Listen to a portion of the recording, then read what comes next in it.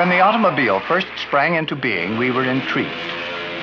Here, within the reach of every pair of hands, was an instrument that would annihilate distance and time.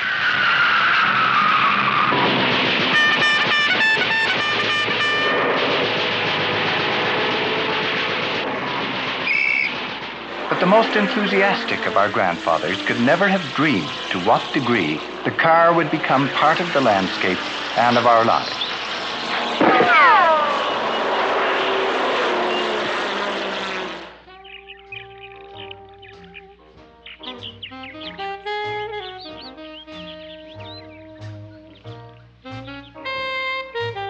The automobile is omnipresent. We spend our time making them, building roads for them, financing them, repossessing them, producing gas and oil for them, driving them, selling them, and scrapping them. Today, 1 out of 3 adult North Americans makes his living directly or indirectly from the automobile.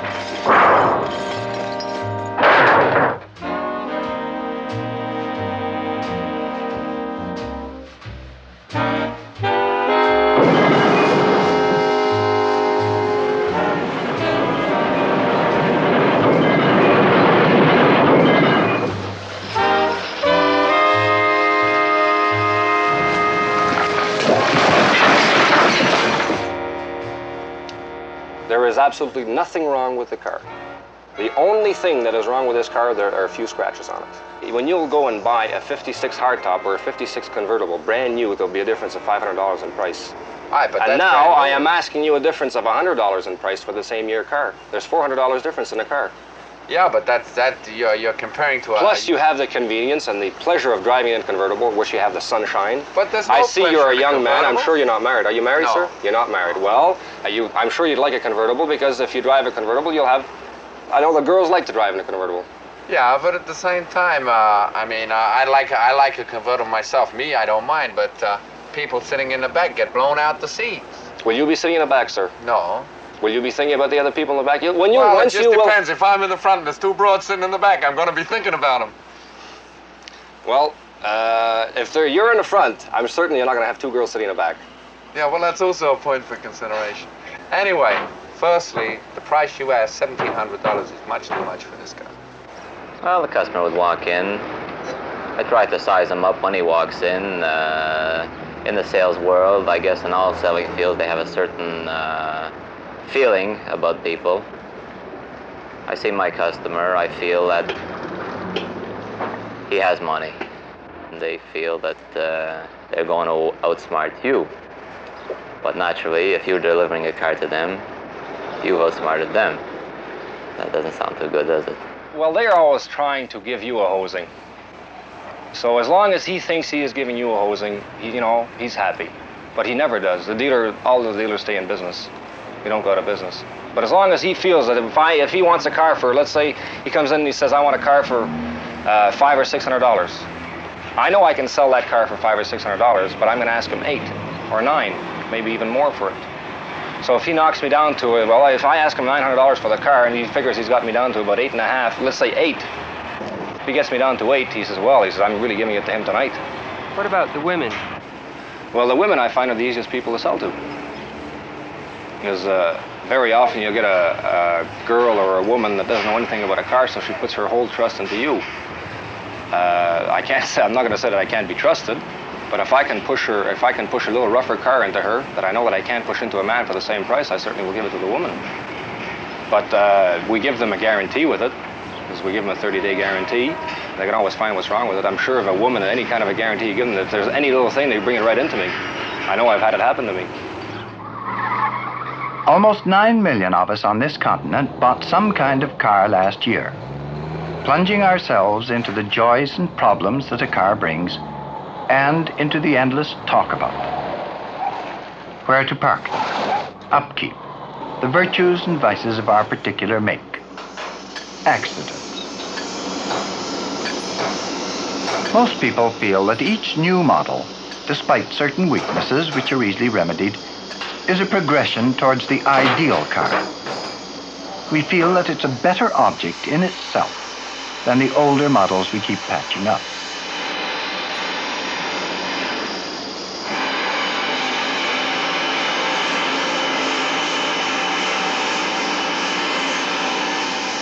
Very few people, on the other hand, are not satisfied with any existing car. Mr. Raymond Loewy designed this one for himself alone. In the New York offices of his famous designing firm, Mr. Loewy has long pondered the problems of car design. I love car. That's, to me, it's the joy of life, a good car. A racy, nervous car, a car where you can feel the road, feel integrated with the road, associated with highways, where the steering is of such characteristics that if there's a bump on the surface, you feel it. I like to feel that bump. I don't want to be dissociated from the landscape and be sitting in feathers and rolling on the soft sponge rubber on a road of mayonnaise, you must call it. I like to feel the road. I like driving. Therefore, I drive mostly European cars because they give me that feeling. And recently, I must say, some of the American automobiles are going in that direction, and I think it's wonderful news. Many people feel that present-day cars are badly designed. How do they get that way? Excuse me. It's rather, well, I would say a constant process.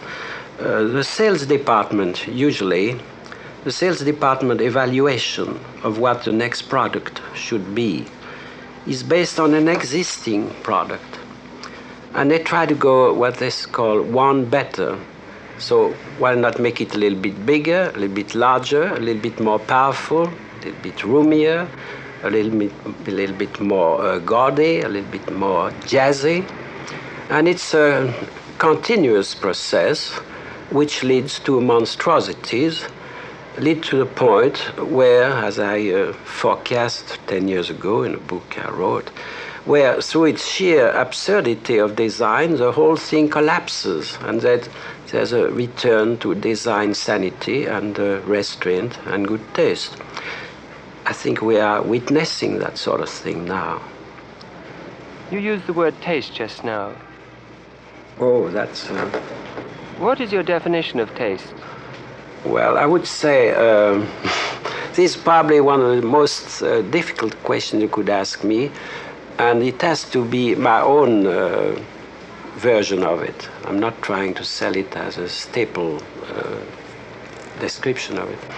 To me, taste is a reduction to an object, taste in designing, reduction to its simplest expression, short of aridity and dryness, which can be very dangerous.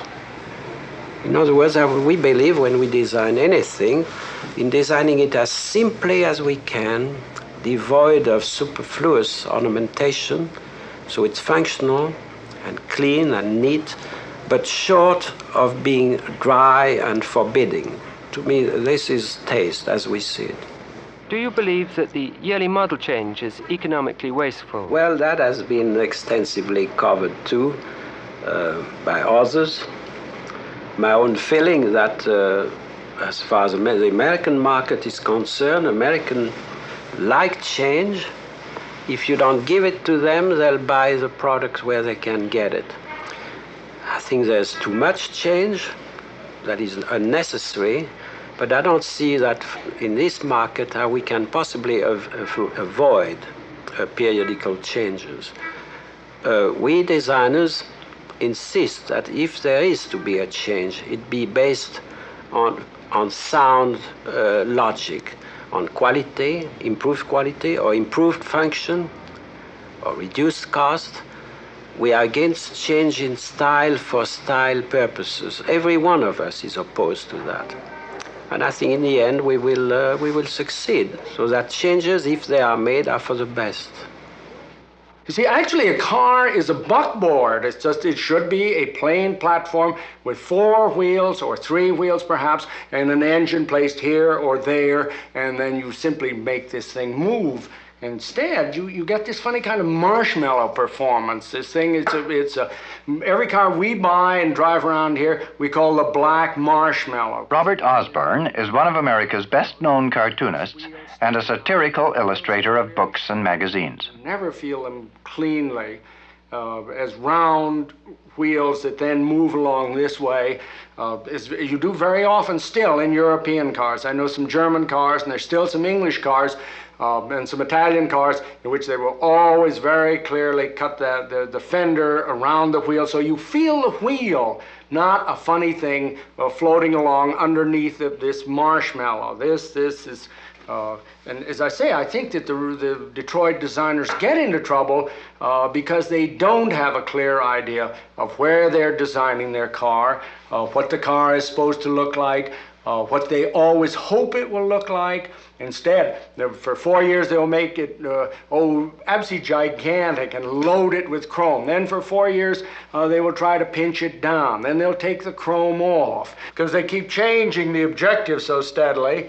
They start out and they do this, and then let's say they have this kind of a shape. As I say, it just looks perfectly soft. Then 1 year they think, let's put fins on it. So they put fins on here. And then they may say, let's put a great big grill on here. Let's make it look heavy. Let's make it look rich. So they put this thing on. And then here are these little wheels, just to, you never can be dead sure that there are wheels on there, but there they are underneath there. Then next year they say, let's carry these fins way forward here, or let's put something along here that juts out. And then the next year they will put these projection there, but then they'll begin taking this part off and cutting this down and doing some strange thing here. They'll take this out, then they begin. Now for about 4 or 5 years they will cut it down so that this becomes really quite angular here, and they'll begin emphasizing these lines again. They will make this smaller, but then 10 years from now, presently they'll be back to making this large again. And this is why I don't feel that they know that they don't know what they are. I feel that they don't know what they're doing, because this thing, just like an amoeba, just keeps changing. The shape goes on and changes from one form to another. You sit here 1 year, the next year you may sit up there, then they cut all of this off, and as I say, if you watch an amoeba through a telescope, you have the feeling that it changes its shape about that way. Perhaps a great design could make that. Perhaps Bugatti could make a single body, this is smoothed out body, and make that a very moving and beautiful thing. But I think it'd be quite hard to equal those early cars, for instance, early Hispano, in which you felt such marvelous vitality to the designer's concept. And you feel that they were actually designing, trying to refine the thing down, instead of suddenly making it next year like that, or this year like this, or bringing out a brand new car and saying, why don't we have the hood like this, and then finally giving up the car entirely. But doing all of this kind of business, I say, you feel, compared to the European designers, that the Americans don't really know what they want to do. They're simply changing this so that you won't be able to drive your car if it has this bump on, because this year the bump is coming out here, and you look kind of silly unless you're a really brave person and you don't worry about what your neighbors are saying. Most people are so timid, they say, oh, we have to have it sticking out this year. We have to have it sticking out here this year, and next year they'll get you there and there.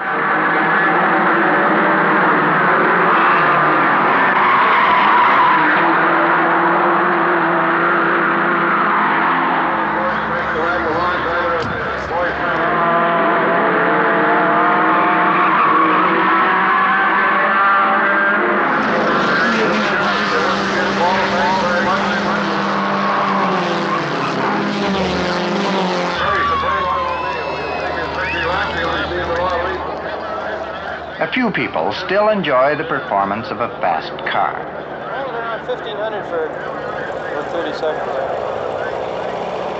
That seems all right, I think. Got it, Mark?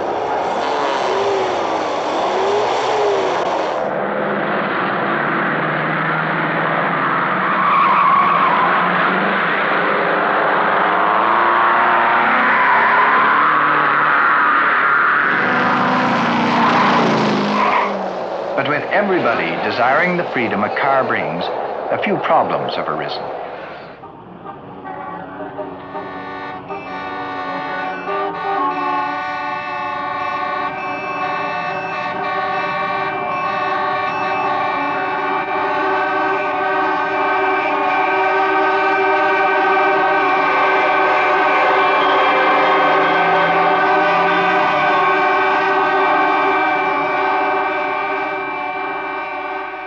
Matter of fact, we're building the first elevated expressway in lower Manhattan now. Nowhere is the traffic problem so acute as in the great metropolis of New York. There, the man faced with finding the answer is Commissioner Robert Moses. That's something that ought to have been done a long time back, way back, connecting the bridges in lower Manhattan with the Holland Tunnel, connecting the Queens Midtown Tunnel with the Lincoln Tunnel. There's only one way in which you can do that. You can't go down in another tunnel because you have to go under the subways. It's 70 feet deep. The cost is prohibitive, including the cost of ventilation. You can't stay on the surface. That's our trouble now. So you've got to go up. That's all there is. Now, when you go up, you don't run on a street and take away light and air. And you don't go through buildings, although I've always thought that's a possibility. You go on an independent right-of-way next to the existing streets. Take 100 feet, put the elevated structure on that. Don't take away any light. Don't take away any air. Don't cause any inconvenience to the neighbors. But going through buildings, actually going through them, is something that could be done, but it isn't understood. And I remember some years ago, I talked to Governor Smith about going through the Empire State Building. And he said, where? I said, the second and third floors. It'd take 100 feet, half the building. He said, you're crazy. I said, why am I crazy? He said, we've got a bank in there. Upstairs bank. Well, the governor is my mentor, and I worked for him for many years, but I didn't think he had the picture. But he didn't want any part of it. Don't want automobiles in my building.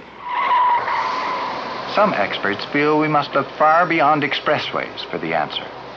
I testified recently before a congressional committee on a plan, a transportation plan for the city of Washington. Now, this transportation plan, if it's carried out, will involve an enormous expenditure of $2.5 billion, and the planners say this will be expended before 1980. Or they may find that it's necessary before that. Now, that's a lot of money even for a rich country.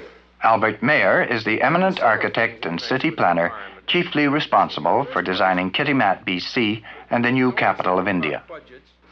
We have to devote a large sum of money, and the roads will be staggering in appearance. You know, these tremendous 2- and 3-level clover leaves. In the center of town, they are planning to have 8-lane superhighways. Just imagine 8 lanes will be with a thing in between, be of the order of 200 feet wide. In other words, a huge swath through the town, so that we will always be conscious of these tremendous gaps in our landscape, in our what used to be the calm of the city, in order to be able to get this complete anarchic motion in any direction we want through any places. Now, this is one kind of city that you can produce. This is the inevitable effect of saying, okay, the car is the thing. If there are more cars, I meant to add this. In this Washington thing, they figured that the number of trips would increase twice as fast as the number of people. You see, they're not reducing the friction of space. They're not making it simpler to get around, but they're giving this, what I call this anarchic element, the private automobile, which has an average of 1.5 passengers only. They're giving it this big push so that there are going to be twice as many trips per person, and they're going to be 3 times as much mileage. Think of that. So that we're not going to catch up with ourselves. This new element of superhighways, or what they call expressways, will keep on encouraging more and more of the car, and its use so that we can never catch up to it. One of the great developments of the last decade and a half has been what's called the regional shopping center. Now, this regional shopping center is quite a decent place when you get to it. They have the conventional design is a big mall. People walk. They aren't interfered with by cars. It's a haven of quiet, a haven of separation, if you like. Cars all around it, so you can get there. When you get there, you can have peace, you can sit down, you can shop when you feel like, you aren't crisscrossed by all this traffic. Now, if this principle is adopted to the center of us, adopted and adapted in the center of our cities, we can really, we're not helpless victims, or we don't have to be, is what I'm trying to say. And I'd like to emphasize this. We can control it if we aren't advertised to death, if we aren't pressured to death. If we could make ourselves heard, we can, I think, with greater economy, produce better living than by simply assuming as one of the commandments that the automobile is the god of the situation.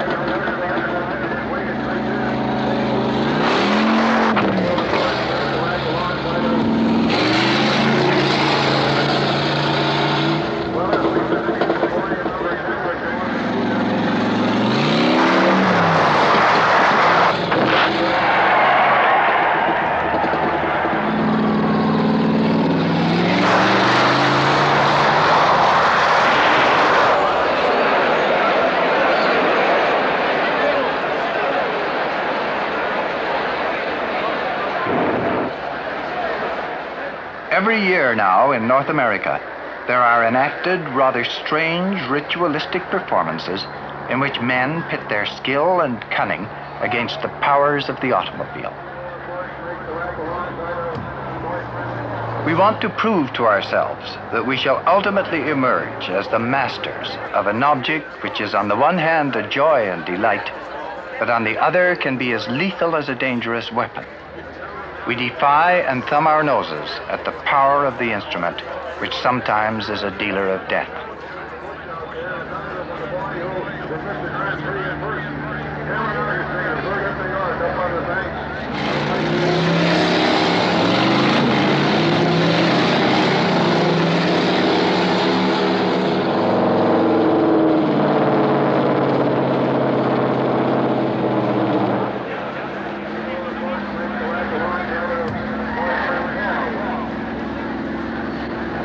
Well,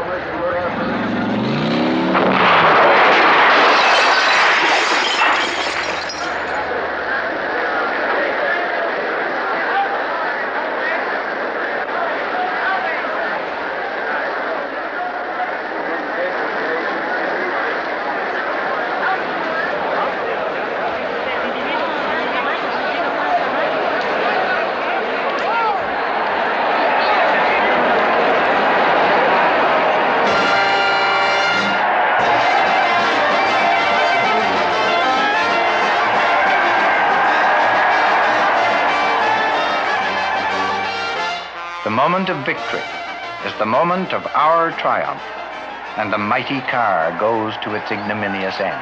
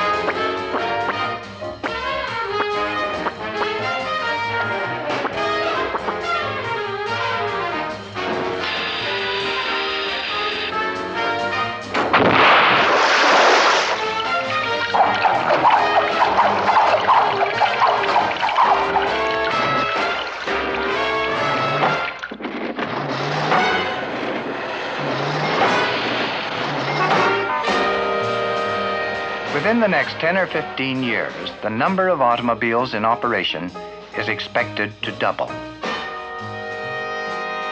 The Red Queen, in Through the Looking Glass, said to Alice, "Here, you see, it takes all the running you can do to stay in the same place. If you want to get somewhere else, you must run at least twice as fast as that."